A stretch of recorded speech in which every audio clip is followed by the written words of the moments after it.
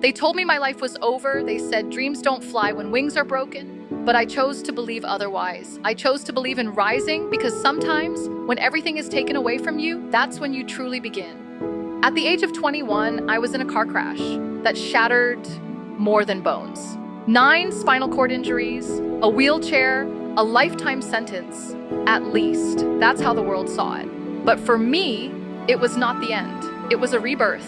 Because life isn't about what you lost, it's about what you choose to rebuild. I remember lying on the hospital bed with wires attached to my body, my back broken, my limbs lifeless.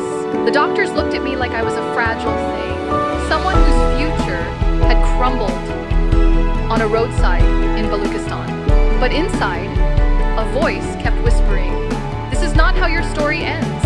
Yes, I lost many things. I lost my ability to walk. I lost friends who didn't know how to face my reality.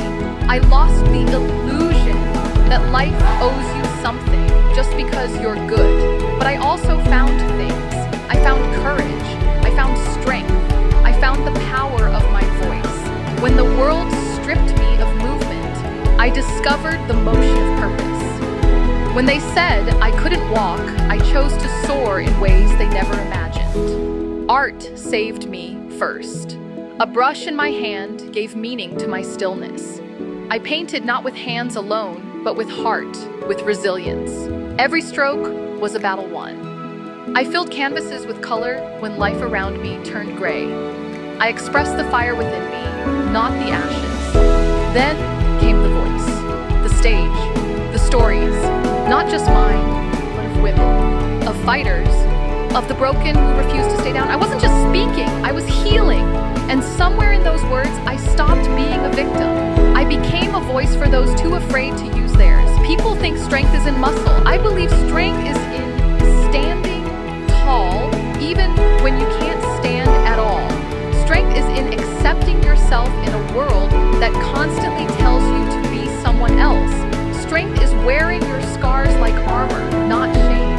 I am not the wheelchair, I'm not the accident, I am the will that refused to die, I am the dreams that refuse to sleep. And if my story has taught me anything, it's this. You are more powerful than your circumstances. Pain taught me patience, loss taught me love, and failure was my favorite teacher. There were days I cried, nights I couldn't breathe, moments when I questioned everything, but I held on. Not because I was fearless, but because I was willing to face the fear. That's what courage really is. The world around you will always try to label you broken, weak, incomplete. But you get to choose your label. You get to write your story, not them. You are not your condition. You are not your past. You are a possibility waiting to be realized. Let the world see you fall, then let them witness your rise. I used to dream of walking down the aisle, of dancing, of holding my child in my arms one day. Some of those dreams changed, some stayed, but none died. Dreams don't die, they evolve. Today, I'm a mother, an artist, a speaker, a warrior in red lipstick. I've stood on global stages and spoken my truth, not because it's extraordinary, but because it's human. And that's what we all are, beautifully human, flawed, messy, and resilient. So to anyone listening, anyone feeling stuck, anyone who's been told, you can't listen to this, you can, you will. Maybe not today, maybe not tomorrow. But the moment you decide you are enough, the moment you embrace yourself as you are, that is the beginning of everything. Do not wait for the world to validate your worth. Validate it yourself. Applaud yourself when you survive another bad day. Celebrate your small wins. Because healing is not linear. Progress is not always visible, but every breath you take in the face of pain is a revolution.